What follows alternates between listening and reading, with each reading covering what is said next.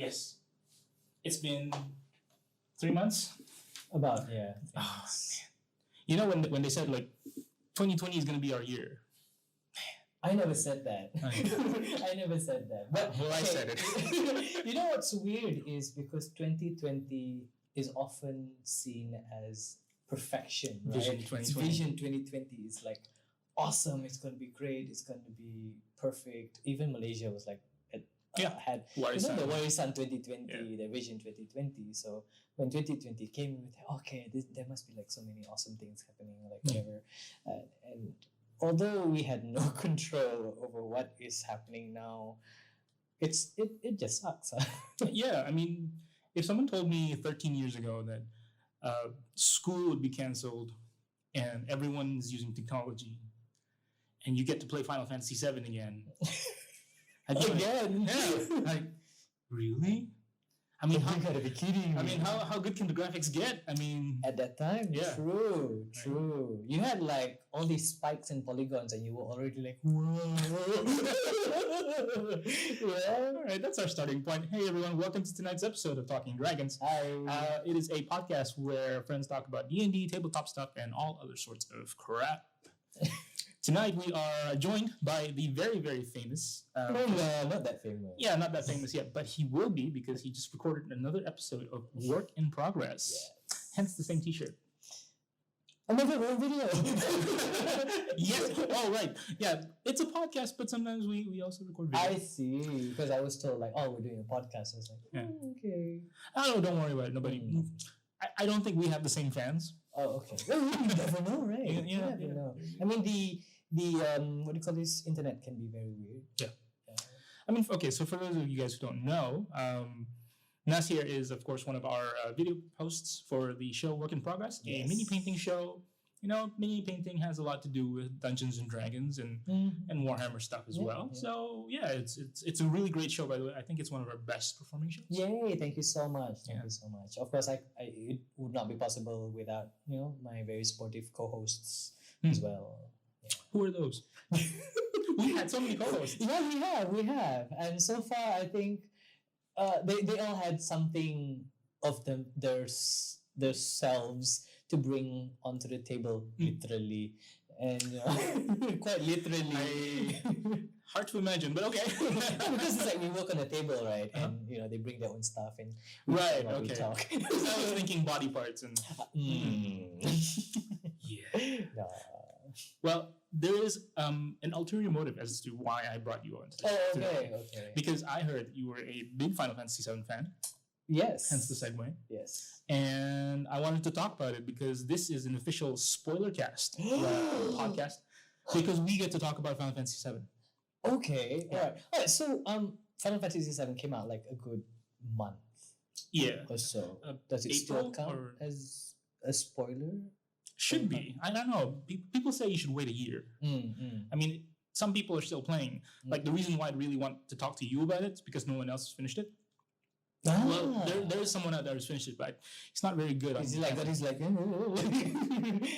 and my wife is currently like on it, but she Okay. kind of wants to do all the side quests. I'm like, so okay. So here's the thing, right? I mean, you mentioned side quests, and somebody pointed this out that this remake of Final Fantasy VII is just one huge line of side quests. I suppose you could think of it that way. Yeah.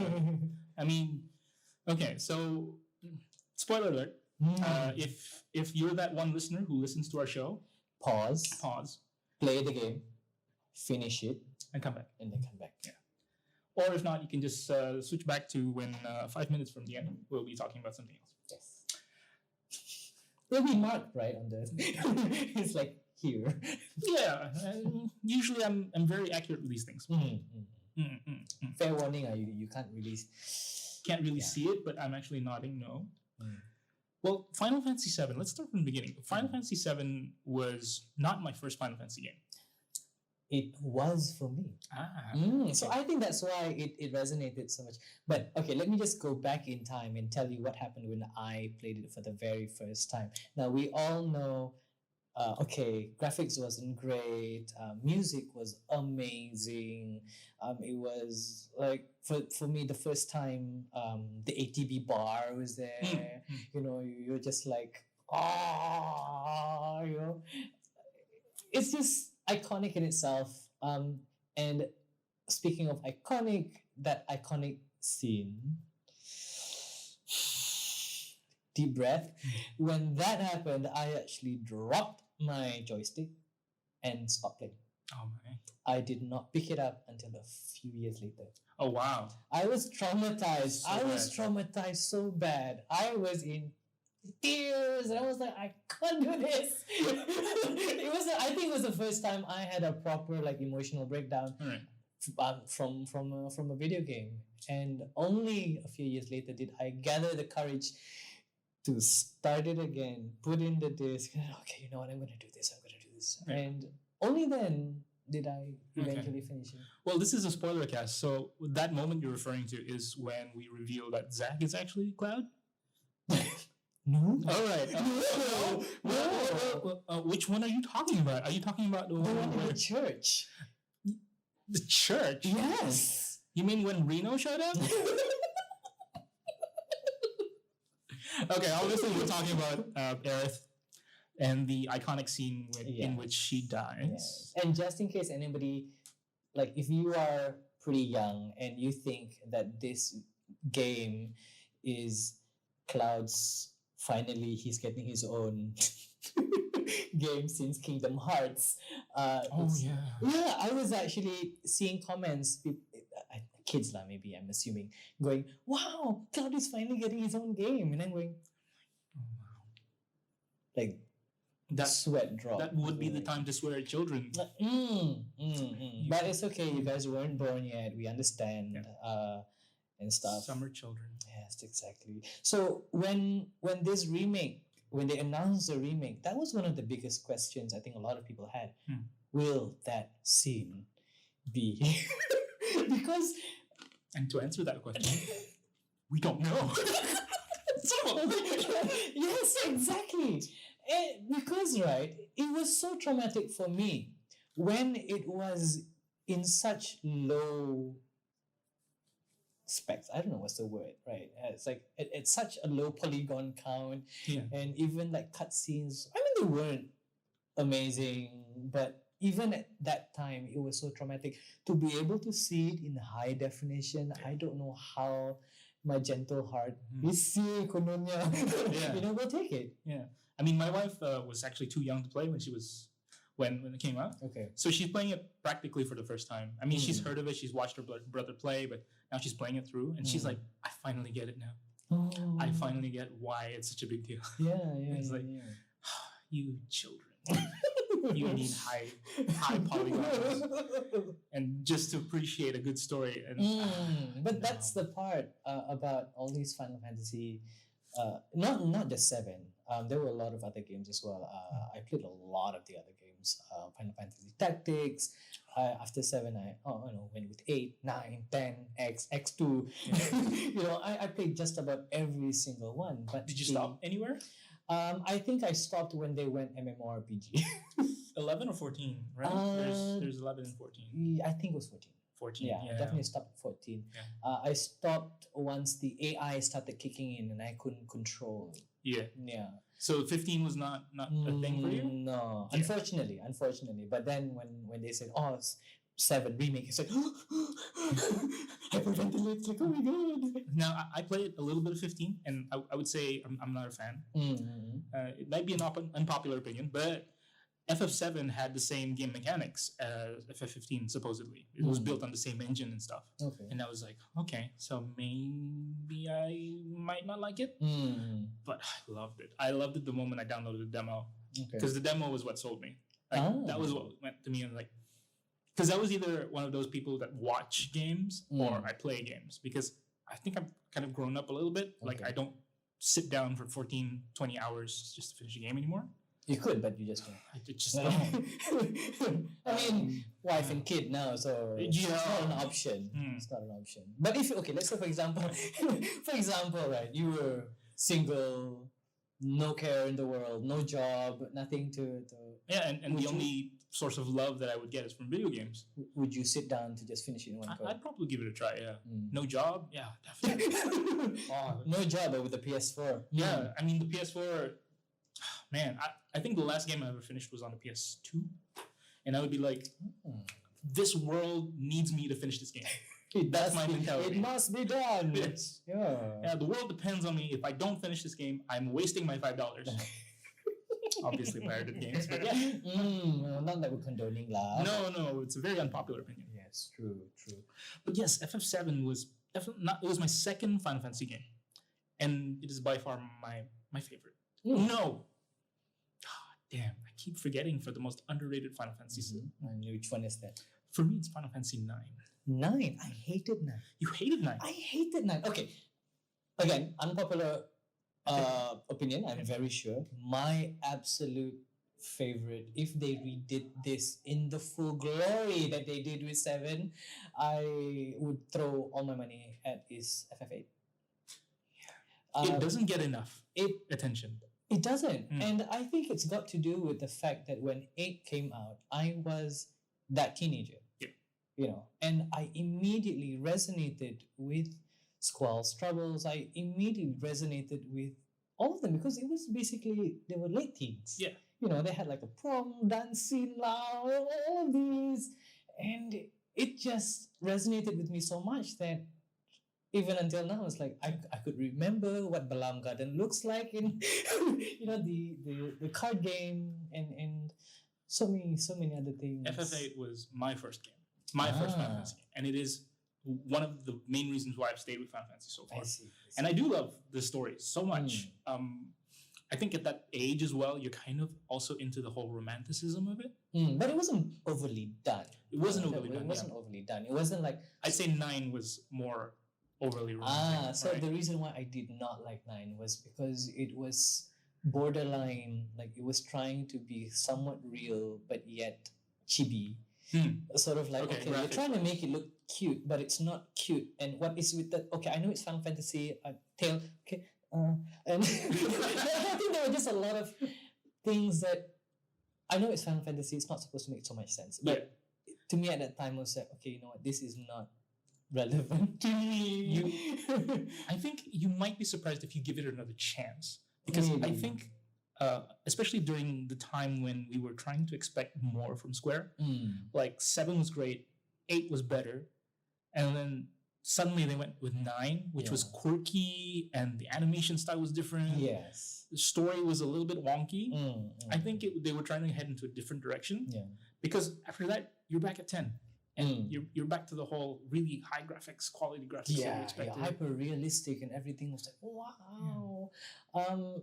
I think with 9 also. I mean, I did finish 9. I did finish it, despite me not enjoying it so much. I did finish 9. I fell completely and utterly in love with Vivi though. Yeah. This very quiet. Oh my god. Sorry. The Black Mage. Yeah, the Black Mage. The Black Mage. I don't care about all of these other. And I want to swear right now, but anybody else over here, I Go for did it. not give a shit. Yeah. But Vivi, whatever happened, made me want to. I mean, he did have that whole existential crisis kind of thing as well. And I think again that's why I only related to him because again very similarly to Final Fantasy VIII where everybody was like, who am I? Where do I belong in all of this? Yeah. Vivi was that. Yeah. And that was the only character I fully felt connected to, and that was what drove me to finish it. Yeah. If it wasn't for Vivi, I swear I would have been like, thank God this is a $5 game. Well, actually, FF9 was a 4-disc game, so it was So actually it was like $20. $20 is still cheaper than what? How much do we pay for FF7 Remake? $80, $80, yeah. $80, $90. Fun fact: I bought Witcher for $7 recently. Secondhand? No, there was this like huge 85% off on PlayStation Store, and it was like $7. Ah, okay. Yeah, and I was like, and I just happened to have $80 worth of credit. Because this is FF7 related, by the way. A funny thing happened. I bought the damn thing before lunch. Right? Okay. And I'm sure I wasn't the only one, but I accidentally bought the Chinese Korean version as opposed to the English version. Okay. So when I downloaded it, imagine my surprise when I couldn't find the language option. And I was like, what's happening here? It turns out, like, all the artwork, everything was the same. They just didn't specify English or Korean I see. or Chinese. And what happened was I didn't even ask Sony. Sony was graceful enough to figure out that I bought 2 copies. Oh, wow. Yeah, because I had to get the second copy. I couldn't help it. Ah. I needed to play it immediately. Yeah, of course. That they refunded the original copy that I bought. So I had $80 So you were very willing to pay $160. to play Remake. Yeah. Yeah. And I'm very, very happy to say this is the first game I've ever completed since probably the ripe age of 2004, 2005. Wow. Yeah. So I was very happy when I finished this game. And let's start talking about Okay, that. yes. Let's get into. So the one thing that was really, really different about Final Fantasy VII was the introduction of the whispers. Yes, yes. Now, Did you find that disturbing or did it throw you off? it threw me off. Okay. I thought, like, okay, what's the payoff here? When I first saw them, like, attacking Aerith, I was wondering, like, oh, okay, what is the payoff here? What are they trying to do? Yeah. And then I realized that my most hated nemesis in Square Enix, sorry, is a man called Tetsuya Nomura. I'll tell you why. That was definitely not a technical difficulty. I don't know what to call it really. A religious difficulty? No. I think it was a religious convenience. Yes. Yes. We before we continue our rant about Final Fantasy VII and Tetsuya Nomura, we'd like to. You mean you're right. We'd like to take this opportunity to present to you some new products coming in from Dozy Hobby. Some stuff from AKA Models, and if you have ever felt like that your models or minis are missing something, like you want to give them an extra swampy looking feel or make them look like they're drowning underwater, we have that right here. Some of these stuff is basically for terrain only. It's really good. Come on down to Wild Magic and have a look. Yes. Tetsuya Nomura is the bane of my existence. Oh, that's segue. That's right into it. It's like, hey, buy stuff. I hate him. Okay, speaking of drowning, Tetsuya Nomura is the bane of my existence. Okay. Because he's been responsible for Kingdom Hearts, responsible for Final Fantasy 13, some other games, and for 15 as well. 15 was the game that I personally didn't play because I just really hated it. There was so much build up to it and so much backstory that I just didn't want to keep up. So I was afraid that if he was going to come Final Fantasy VII, he was going to be the writer. Fun fact, he was actually part of the writing team in FF7. Yeah. He was actually the person that suggested someone die. So if you want to hate him, yeah. It's like, man, I just skipped the beat. It's like So I was really afraid that he might actually, go through like overcomplicating the story. Because the story as is, I felt was like good enough. Right. So long story short, I don't know how I feel about the ending of Final Fantasy VII. Okay. Like, at one point, yes, it's kind of straying away from the original. But at the same time, you're kind of hopeful that something good might happen from it. Yeah, like, oh, it's so different. Maybe more things will be different. The one theory I didn't like was that because things are going to be so different, someone else might die. That I don't like. It's ultimately very possible. Because for God's sake, if they kill Tifa, I swear to God. I swear to God. I think if that ever that would be like, this is just huge. Yeah. Yeah, like At least kill Sid. I don't know. Oh no. Or Yuffie, like nobody cares about Yuffie. Or okay. I was gonna say Vincent, but I know they are huge fans of Vincent. Yeah. There are huge fans of Yuffie as well. My best friend and is especially a huge fan of Yuffie. Yeah. Although like the fact that she's such a side character. I have a friend who is such a huge fan of Red 13. Yeah. He would always be in the party regardless. Yeah. But Red 13 won't have much of an impact if you kill him though. It doesn't matter. she just had him. She just had him. It's like, okay, this guy is like not such a huge part of the story. Yeah. Just happens to be an option. Yeah. But there are people who, again, resonate with certain characters. Yes. I guess. Mm. I relate back to FF9 and Vivi. Like, I couldn't care less if everybody else had died. But if Vivi was the only sole survivor in an apocalyptic world, I'd be all smiles going, thank God nothing happened to you. Yeah, we could go game over, but Vivi's all right. Yes, I'm like, thank God. The rest of the world will be crying. Yeah. But I'm like, what do you mean? It was an awesome movie. That was the best part. Yeah, and that's how I sort of feel about Tifa. Like I wouldn't say I'm a huge fan of Tifa, but between Aerith and Tifa, yeah, I sort of am pro Tifa. Okay, is it because they're both like very like childhood friends? And Childhood like that friends, yes, and connection? mostly because after the end of Final Fantasy VII, there were other games that came out and other movies, Advent Children as well. You sort of get to see just how important Tifa is in the game and in those movies, because when Cloud went through that whole Mako poisoning, Tifa was there to build him up, and when he was depressed in Advent Children, Tifa was always there, and Tifa was that character that just made sure that Cloud was always going to be okay. Would it have to do something like, because she was always there for him, that you felt like, if only you had somebody if you were placed in that position and you had somebody like that, definitely you would never ever want to lose that person. Yeah, and while Aerith may have some feelings for Cloud, she's never gonna be for Cloud. She's always been. She's pro planet. Yeah, she's like one of those. For the good of the planet. Yeah, of course. Plus, Zack. Of course. So like. In the original game, was she in love with Cloud or the idea of Zack? Jing. You see, you don't know as well, and it's that's kind of a tricky question to ask as well. Yeah. Because that for spoiler alert. Why are we watching this? It's literally in the title. Because Zack dies, and Cloud assumes Zack's identity, and we always assume that Cloud was the next soldier, but it's actually the identity of Zack. So Aerith was always in love with Zack, but when she met Cloud, she was also in love with him, I think. But was she in love with Cloud really?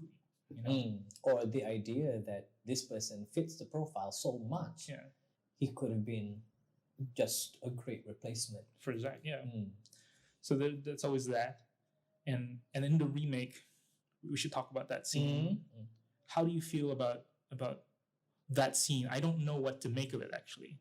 Which particular scene? Like the one where Zack and Cloud head up to Midgar and then they get ambushed. Oh, that part. Yeah. I felt it was. You see, if we find out the answer for that, I'm pretty sure we can pretty much find out what is actually going to happen to the entire series, because it kind of looked like an alternate timeline in my head. In your head. Yeah, because it looked like because Zack was supposed to die there and then, but he survived. But as they were walking towards Midgar and the Cloud and Aerith and Tifa, they were all walking away, it was as if they weren't seeing each other. Yeah. So what is happening there? Is like alternate timeline or? But of course, we also have to understand that between what happened with Zack and then Cloud, and then you have them walking back, what's the time in between that as well? What could have happened? Because they're supposed to be walking towards Midgar, right? Anything could have happened in between them trying to walk and actually arriving in Midgar. So there's this big gap. Yes. Of knowledge, and we can't assume, oh no, Zack has to be still alive because he's the one who carried Cloud there.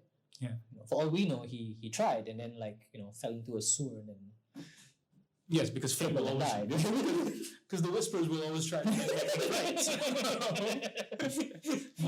Just before you enter that Midgar area, and like the whispers just take you away. Yeah, and that's possible as well.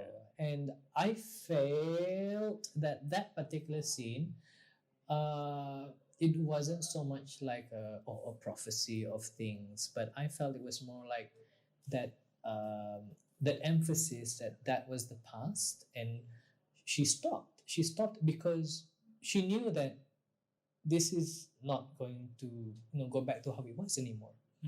That sort of, she paused and she's like, you kind of felt like there was a deep breath, and in her head it felt more like there's no turning back.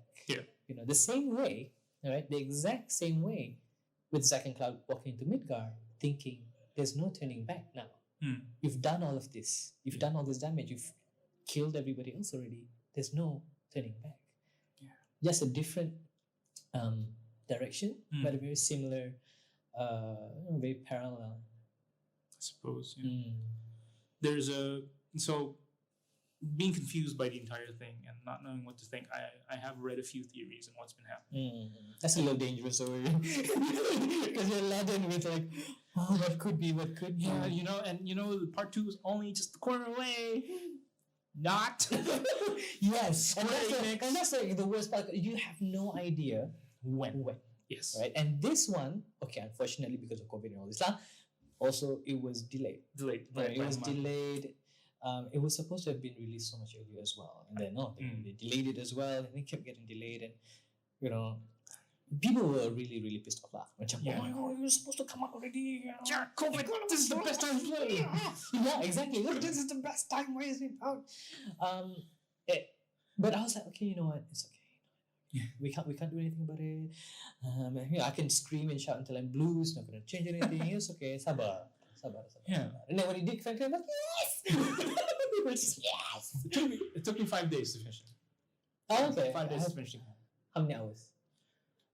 42, 43. Okay. Yeah. That's about ish. It's about average, yeah. Yeah, about average. But I didn't do any of the side quests. I did a lot of the battle simulator stuff, just to kind of like level up and stuff. But after that, did you like get all of the summons? No, I didn't even know you could get Bahamut.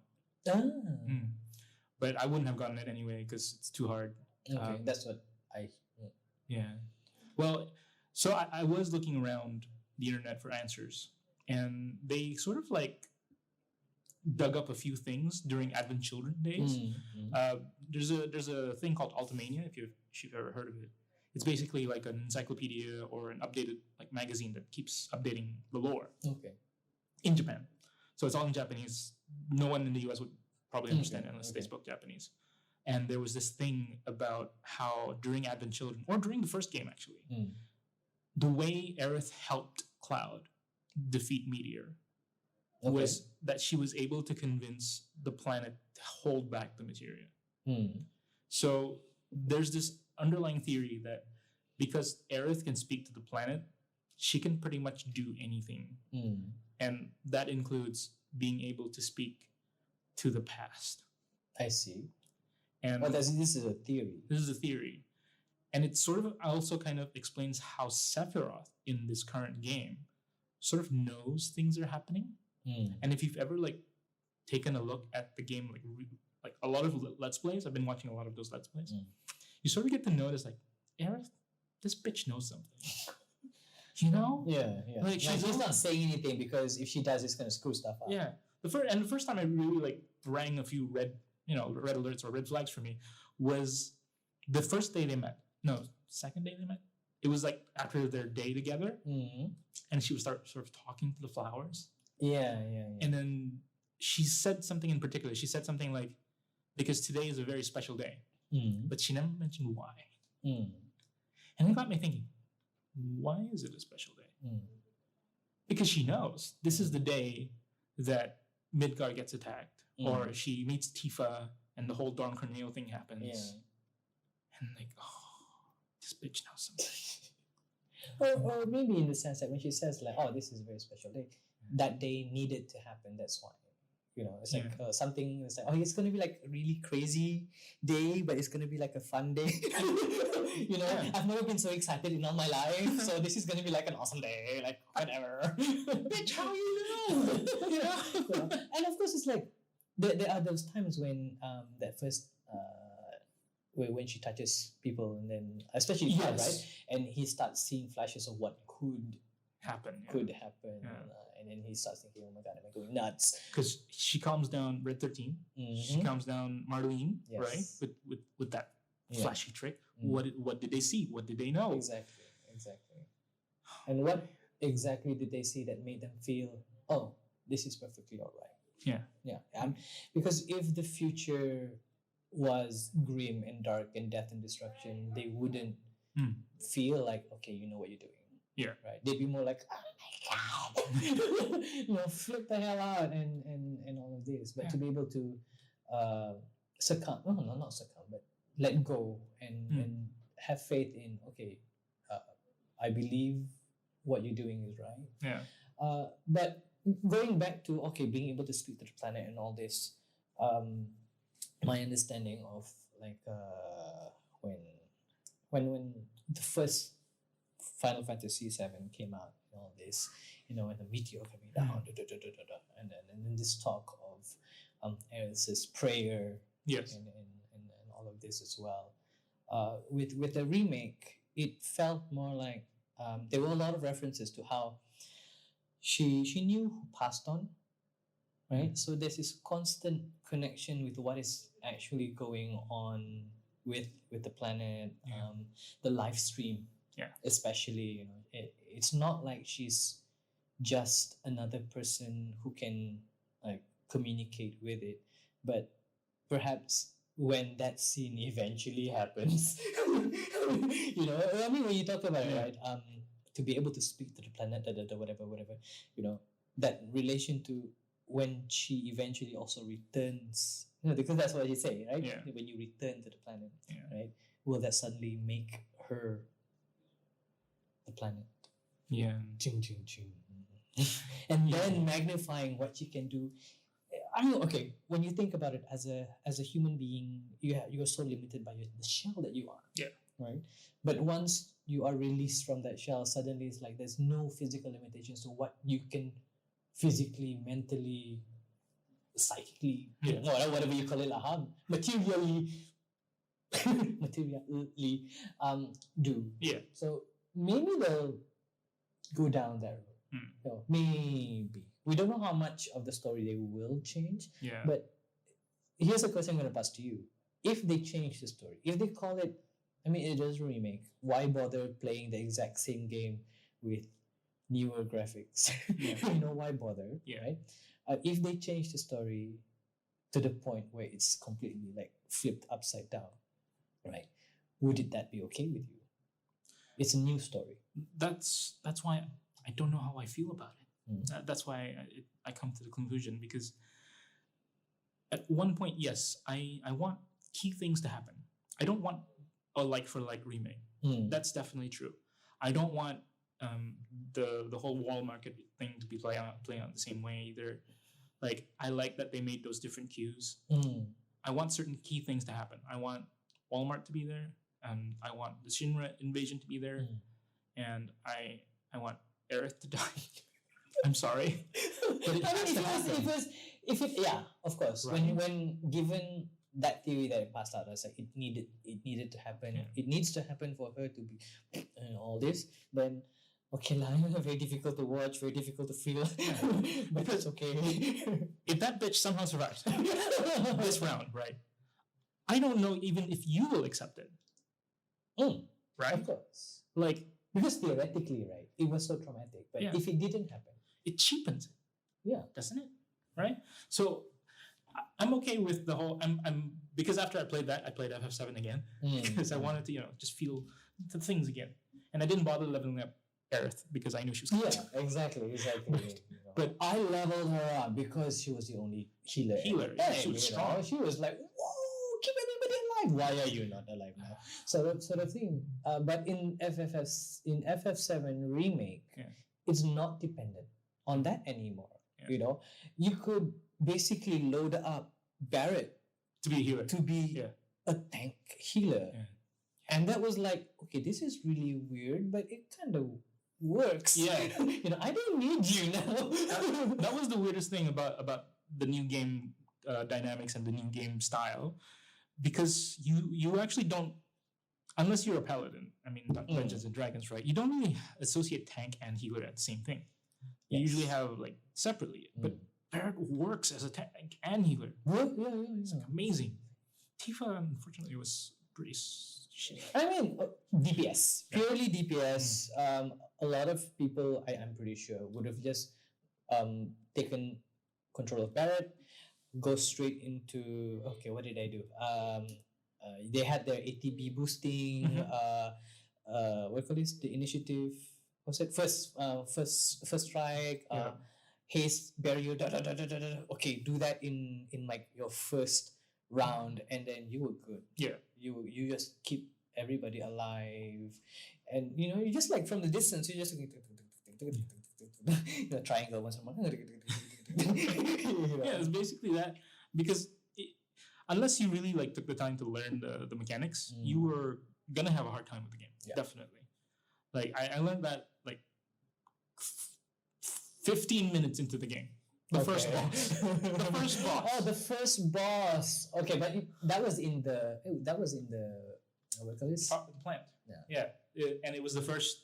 It was right after the bomb, and then suddenly you realize, okay, you can't just hack and slash your way through Yes, this. you need to start dodging. You need to block. You need to like what is a deadly dodge and what is the what's it?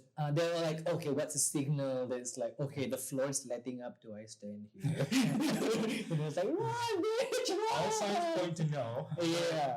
But yeah, so the gameplay itself, I really liked it. I definitely don't regret them not having the ATB anymore.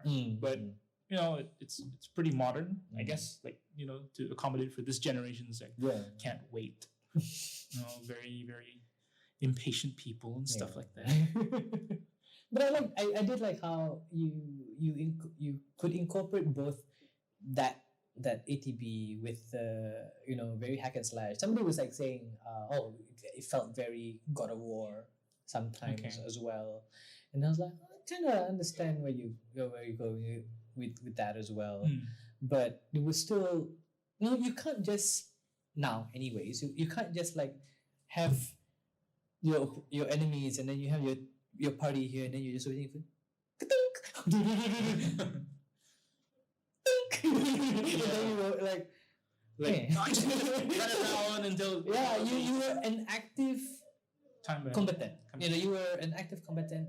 You were actively considering, okay, what to do.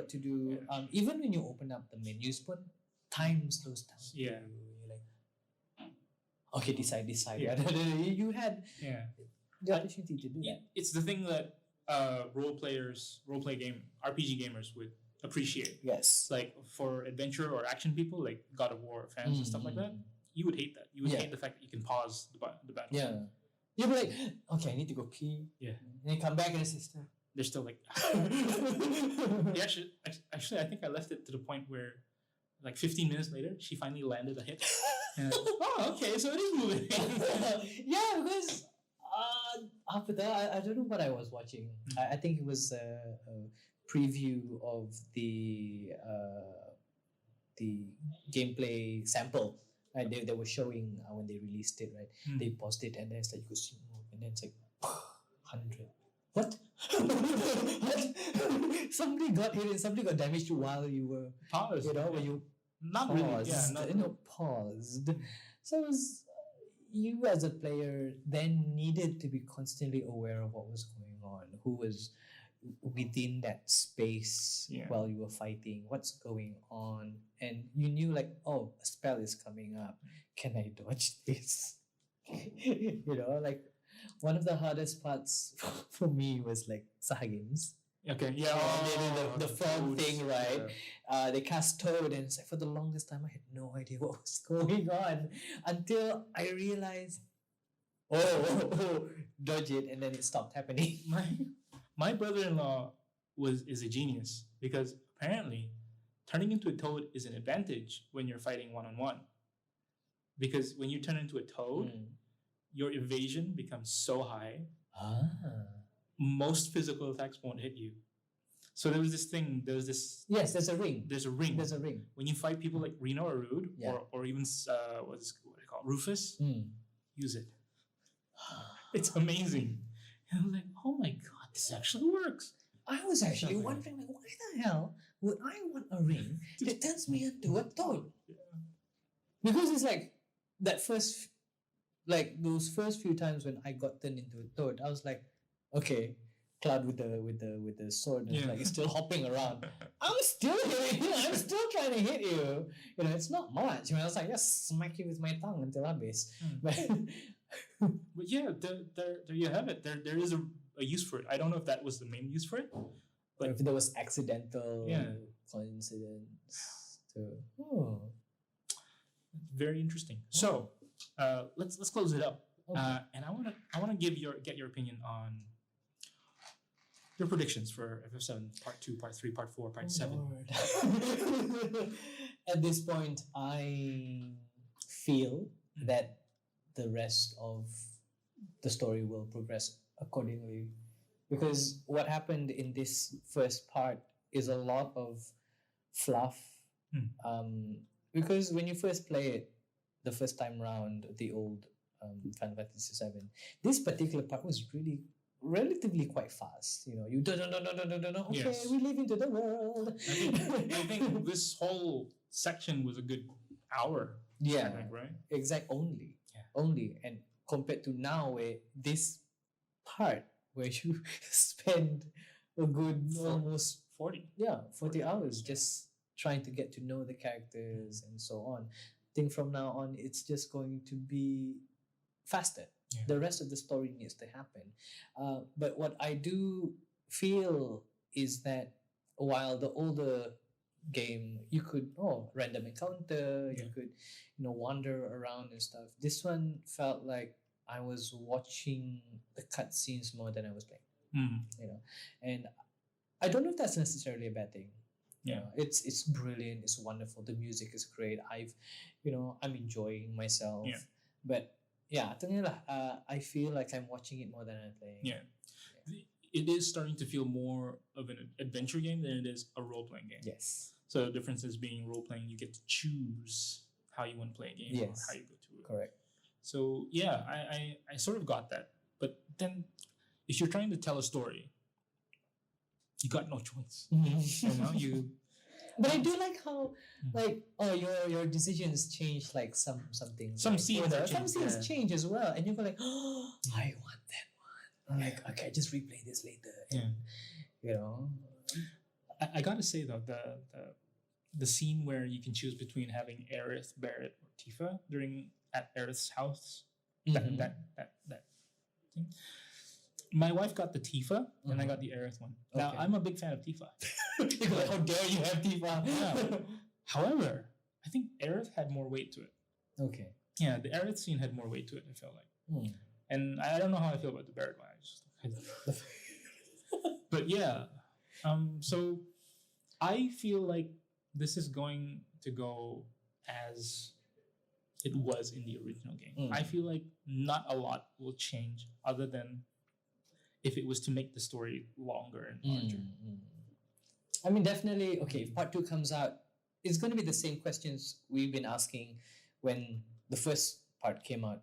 Is this the part where it it happens? Is this going to be? And then he comes down and kills Tifa.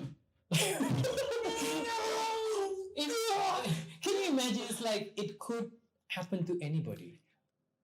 Based on your decisions, it could happen to anybody. Like, you should probably be asking Sephiroth if you could do something differently. What would you have done? Who would you kill? Exactly. Or do you want to who would you traumatize to the point where the people who are supposed to save the world eventually end up not saving the world? Yeah. How do you destroy their psyche so bad that you just turn them into a depressive mass on the floor? And I would probably kill Tifa. Because Tifa wouldn't be there to bring him back up. Exactly, because none of the others could do it. But I mean, okay, fine. Yeah, we Fucking Nomura. I mean, we've been talking about stuff that we don't like. Yeah. right? What was your favorite part About the of changes. this remake in general? Like, if there was a scene or a part that you were like, I think generally it was a very good experience. I like how more fleshed out the characters was. yes, definitely, Definitely. I feel like Aerith, for example, was always just this mothery type person who was just hanging around. You don't know what, like, why or what, but she just popped out of somewhere. So Yeah. But now she's got this extra like bubbliness on her, and then she's also kind of like this mysterious character that you're slowly falling for, even though you know Tifa is your waifu. She's waifu. Right? A lot of people are like, Tifa for waifu. I would have it the other way around, honestly. Aerith would be the person I marry. Tifa would be the one I cheat on. My wife doesn't watch this. So it's fine. Okay. We've had this conversation. For me, I felt there was one particular scene that jumped out on me, and I immediately felt like, okay, I want to replay this over and over and over and over and over and over again. Oh, what's that? The dance rhythm part with Andrea. I hated that I couldn't finish that 100%. I could, and I could. So I was like, yes, I want to do this again. Okay, why? Because you come in with this, okay, Cloud is like this, and then suddenly you have this character who's like, okay, this is a very strange divergence from you thought like having Cloud in a dress was bad enough, in the first, when it first came out, right? And here's the thing, I was ready with my decisions because if you remember when it first came out, you could like, okay, pick a dress like this, and it has to be shimmery. And I still remember that. Yeah. So I was like, okay, I'm gonna do this and this. None of it came out. Yeah. Because it was dependent on something completely different, right? So I was like, when the dance rhythm part came out, I was like, this is actually pretty cool. And to be able to see Cloud move and dance like that, I was like, oh, this is pretty cool. I was like, I want to do this again. I want to do this again. The best part about FF7 or any Final Fantasy game for that matter, and this is the formula that's been missing post FF10. It tries not to take itself too seriously. And like FF12 was the major bummer for me. 12. Okay. As in 12, not X2 or 12. Is that X2 12? 12. Major bummer because they were trying to take it was too very serious. heavy. It was really heavy. When you started it already felt your like husband died. That's it. wow. It's like, okay. I mean, at least with Aerith, they gradually went there. Yeah. But- and then it got better after that. Yeah, I mean, things get better, folks. yes. Like a lot of things in life, it gets better, with the right party, and if you level up with the right material, Knights of the Round. So it was like, that was another one. Somebody was asking me, because they only released previews of Shiva, Ifrit, and then there was Leviathan. And then people were like, oh my god, how is Knights of the Round gonna look like? And I'm going, how are you so sure they're gonna throw in Knights of the Round? Yeah. It's like they can't throw in everything. Yeah.